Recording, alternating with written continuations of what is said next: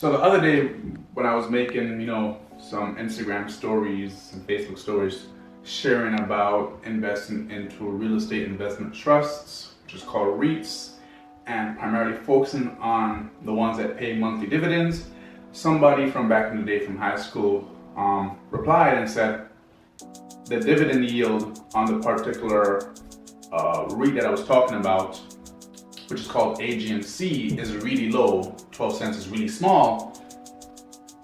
I'd be better off putting my money in a high yield savings account, right? And essentially, I understand, what they're talking about because of what a high yield savings account does, but I have to reply to them and say, hey, do the math. Do the math. So essentially, this video here, right now, is to compare what would happen with 10K if it was put into a high yield savings account versus 10K put into a brokerage/trade-in individual account and is invested into specifically, as of right now, the REIT called AGNC, right? That's what we're going over. So, first off, a high yield savings account is basically a savings account that has a higher APR, higher APY, and essentially at the end of the year, you get some extra money on what you have in your account based off the high interest rate, right? So 10K invested into a savings account that will give 6 APY. We're gonna do the math on that. Now I wanna make a disclaimer that I have the number 6% APY here.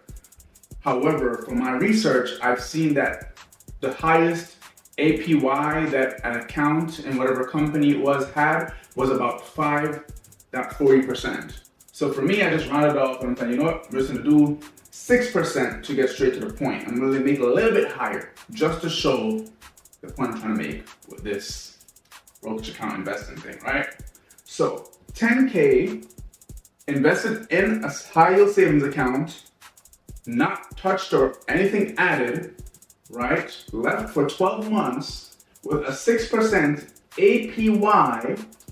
At the end of the year, you would have $10,600 in your savings account. So you would have made $600. And that's great. If you don't have a high yield savings account, get one, right? Get one. So, boom. Now, like I shared, in real life, not having a 6% APY, it's gonna be like, the highest I've seen is 5.40% APY and lower. So in real life, it's not gonna be as much as 600, it's actually going to be lower, right? But like I said, I use 6 because I'm really trying to make a point here. Now, you have a brokerage account, right?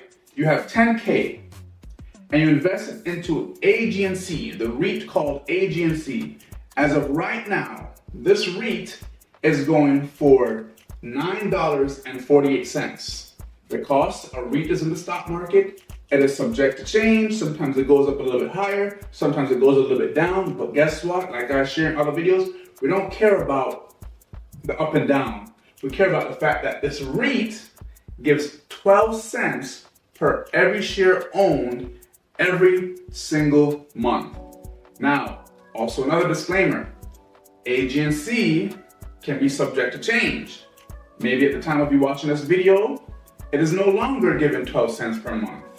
Maybe it's lower. Maybe it's not given a monthly dividend. Maybe it's given a quarterly, right? Maybe the company the trust don't exist anymore, right? I'm just saying right now, and for the years it's been around, it has been given 12 cents per share. So if you take 10K and you invest $9.48, right? You'll get 1,054 shares. 1,054 shares times 12 cents is $126.48 a month in dividend. Remember, dividend is considered earned income. This is liquid money coming into your account. $126.48 times 12 months will give you $1,517.76. So, in comparison, a high yield savings account, 10K put in there, left for 12 months. If you even get the highest form of APY, which is about 5.40%, which is what I'm seeing, right? But it can be lower. But here we have 6%. You'll get $600. So in real life, you might get even lower than $600 because no APR from what I see is 6%. It's only 5%, 40 and lower, right? Cool. You get a little extra cash on your savings if you left that 10K alone. 10K invested into AG&C. As of right now, $9.48. Yes, subject to change. However, it could get you 1,054 shares of AG&C. Left for 12 months would give you $126 a month because you're getting 12 cents for every 1,054 share you own. That comes to $1,517.76 at the end of the year. That being said, that's the point I'm trying to make. Yes, get a high yield savings account, put money in that, whatever APR you get, that's cool, you're making money. You know what I'm saying?